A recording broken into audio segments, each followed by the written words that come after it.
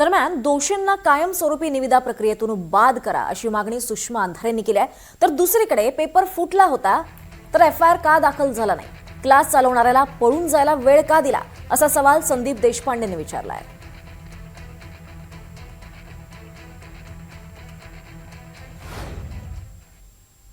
राज्य लोकसेवा आयोगाच्या माध्यमातून अन्न औषध प्रशासन खात्यासाठीची 22 मार्च रोजी झालेली परीक्षा, परंतु त्याचा 20 मार्चलाच जो पेपर फुटला होता त्या संबंधाने आम्ही वारंवार शिवसेना UBT आवाज उठवत होते। परंतु लढाई एवढ्यावर संपते का?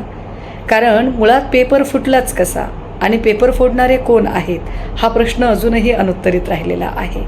त्यामुळे विद्यार्थ्यांच्यासाठी पुन्हा अन्न औषध प्रशासनची परीक्षा होते ही चांगली बाब आहे, पण यासोबतच हा पेपर ज्यांच्यामुळे फुटला या दोषींवर कारवाई कधी?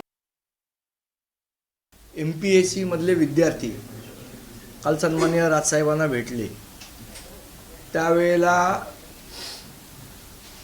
जी ड्रग इन्स्पेक्टरची परीक्षा आहे त्या परीक्षेच्या आधी तो MPSCचा पेपर कसा फुटला हे त्यांनी पुराव्यासकट सन्माननीय राजसाहेबांना दाखवलं आणि त्यानंतर राजसाहेबांनी ते सगळं म्हणणं ऐकून घेतलं आणि त्यानंतर गेले अनेक दिवस त्यांचा जो प्रलंबित विषय होता की त्या संदर्भातला अहवालच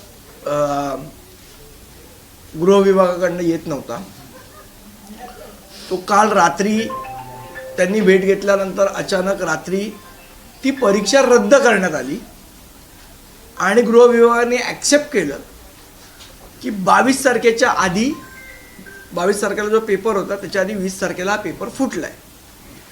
मग आमचा प्रश्न असा आहे, आणि परीक्षा रद्द केली असं काल त्यांनी जाहीर केलं, मग पेपर फुटला होता तर मग FIR का दाखल झाला नाही? जो संबंधित व्यक्ती आहे ज्यांनी हा पेपर फोडला, कोण तो नंदुरबारचा क्लासवाला आहे, कोण त्यांनी पेपर फोडला असं म्हणतायत, असा त्यांचाही दावा आहे त्या विद्यार्थ्यांचा, तर मग त्याच्यावर FIR का दाखल झाला नाही? तो जो संबंधित क्लासवाला आहे त्याला पळून जाण्यासाठी का अवधी दिला गेला?